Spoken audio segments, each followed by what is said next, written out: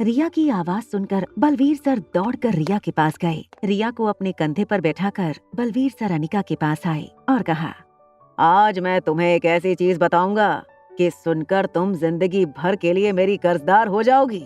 लेकिन वो बात सुनने के बाद तुम्हें भी मेरी एक शर्त माननी होगी। पहले आप मुझे वो सीक्रेट बताइए, उसके बाद मैं डिसाइड करूंगी कि मुझे आपकी बात माननी है या नहीं। बलवीर सर ने रिया को कंधे से उतारते हुए कहा, चलो कोई गल नहीं, वो राज कोई इतना गहरा भी नहीं था। छोड़ो इस बात को और मुझे झप्पी दे। जैसे ही अनिका बलवीर सर को हक करने गई, बलवीर सर ने अनिका को गर्दन से पकड़कर जमीन पर पटक दिया। ये देखते ही ट्रेनिंग सेंटर में मौजूद काफी बच्चे सर्कल बनाकर इन दोनों को चीयर करते हुए देखने लगे। बलवीर सर ने दोबारा अटैक करते हुए अनिका को पकड़कर मैदान के बीचों बीच पटक दिया।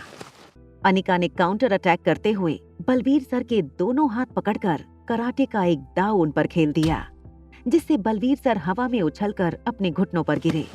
अगर विदाउट प्रैक्टिस तुम मेरे साथ फाइट में बिना हारे गेम में बनी रह सकती हो तो जरा सोचो, अगर प्रैक्टिस करोगी तो सिर्फ इंडिया नहीं, वर्ल्ड चैंपियनशिप जीतने की ताकत रखती हो तुम। अच्छा, अगर आपको सचमुच ऐसा लगता है तब ठीक है। रिटायरमेंट के बाद मैं जरूर प्रैक्टिस कर लूंगी, ताकि आपकी उम्र तक पहुंचते पहुंचते मैं वर्ल्ड चैंपियन बन जाऊं। कैसा लगा मेरा आइडिया आपको? ठीक है, रहने दो। तुम ठहरी आलसी, तुमसे ना होना। तो अब क्या आप चाहते हो मैं रिया को आपकी शागिर्द बना दूं? क्या तुम नहीं चाहती कि तुम्हारी बेटी भी तुम्हारी तरह ही एक बेहतरीन फाइटर बने? फाइटर? नहीं, बिल्कुल नहीं। उसे ऐसा कुछ करने की कोई जरूरत नहीं। आखिर तुम भी एक माँ ही निकली। पता नहीं ये सारी माएं अपने बच्चों को इतना नाजों से क्यों पालना चाहती हैं। हाँ, मगर मुझे एक बात का जरूर अफसोस है, तुम्हारी सोच तुम्हारी माँ जैसी नहीं। बलवीर सर, क्या आप मेरी माँ के बारे में कुछ जानते हैं? क्या आप उनके बारे में मुझे कुछ बता सकते हैं? तुम्हारी माँ एक असली चैंपियन थी। उस जमाने में मुझे ऐसी मार्शल आर्ट ट्रेनिंग में थोड़ी बहुत सक्सेस मिली थी। दिल्ली में मेरा नाम बनने लगा था। अनिका पुत्र, जो हुनर तुम्हारे अंदर है वही हुनर मैंने तुम्हारी माँ में भी देखा था, मगर तुम्हारी ही तरह उसने भी मेरी ऑफर रिजेक्ट कर दी और फिर अचानक कहीं गायब हो गई। बलवीर सर की बातें सुनकर अनिका के मुंह के एक्सप्रेशन से साफ पता चल रहा था कि वो बहुत कंफ्यूज थी। बलवीर सर ने अनिका से आगे कहा, मुझे इस बात का पता नहीं था कि वो घर छोड़कर क्यों चली गई। फिर अचानक 2 साल के बाद तुम्हारी माँ मेरे पास आई। उसने मुझसे कहा कि मैं तुम्हें, यानी कि उसकी बेटी को अपना शागिर्द बना लूं। उसने मुझसे कहा कि वो कुछ ही दिनों में मरने वाली है। उसने मुझे तुम्हारे बारे में जो इन्फॉर्मेशन दी थी, उस इन्फॉर्मेशन के जरिए जब तक मैं तुम तक पहुंच पाता, उससे पहले तुम्हारी माँ चल बसी। अनिका की आंखों में आंसू देखकर बलवीर सर ने कहा, नहीं यार, उसे याद करके रोना नहीं। भले ही तुम्हारी माँ की जिंदगी बहुत छोटी थी, मगर उसे जिंदगी का तजुर्बा बहुत ज्यादा था। उसने अपनी जिंदगी में काफी उतार चढ़ाव देखे थे। क्या तुमने दिल्ली के गुलेरिया खानदान के बारे में कभी कुछ सुना है? अनिका ने ना कहते हुए अपना सर हिला दिया। बलवीर सर ने कहा, दिल्ली का गुलेरिया परिवार और मारवा परिवार दोनों बहुत पावरफुल माने जाते हैं।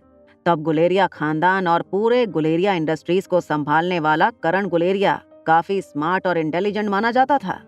करण गुलेरिया के साथ तुम्हारी माँ की सगाई हुई थी। जब मैंने सुना कि तुम्हारा पूरा नाम अनिका गुलेरिया है, तो मैंने सोचा तुम करण गुलेरिया की बेटी हो, मगर अफसोस ये सच नहीं था। एक लंबी सांस भरते हुए बलवीर सर ने आगे कहना शुरू किया, तो बेटा, करण गुलेरिया एक बहुत ही एम्बिशियस आदमी था। एक बात का सबको पता था कि अगर इसी तरह करण गुलेरिया ने अपने बिजनेस को आगे बढ़ाया तो वो दिन दूर नहीं था जब गुलेरिया परिवार मारवा परिवार को पीछे छोड़कर दिल्ली का सबसे बड़ा बिजनेस एम्पायर और बिजनेस फैमिली बन जाएगा। और ऐसा हुआ भी, मगर ज्यादा देर तक नहीं। पता है क्यों? अनिका बस फटी आंखों से बलवीर सर को सुन रही थी। बलवीर सर ने अपने ही सवाल का जवाब देते हुए कहा, क्योंकि तुम्हारी माँ के गायब होने के बाद अचानक करण गुलेरिया बिल्कुल बदल गया था। ना तो उसका काम में मन लगता था और ना ही परिवार में। देखते ही देखते गुलेरिया खानदान का बिजनेस बड़े बड़े लॉस करने लगा। आज भी ऐसा कहा जाता है कि वो ज्यादातर अकेला रहना ही पसंद करता है। ना कभी फिर किसी से प्यार किया, ना ही शादी।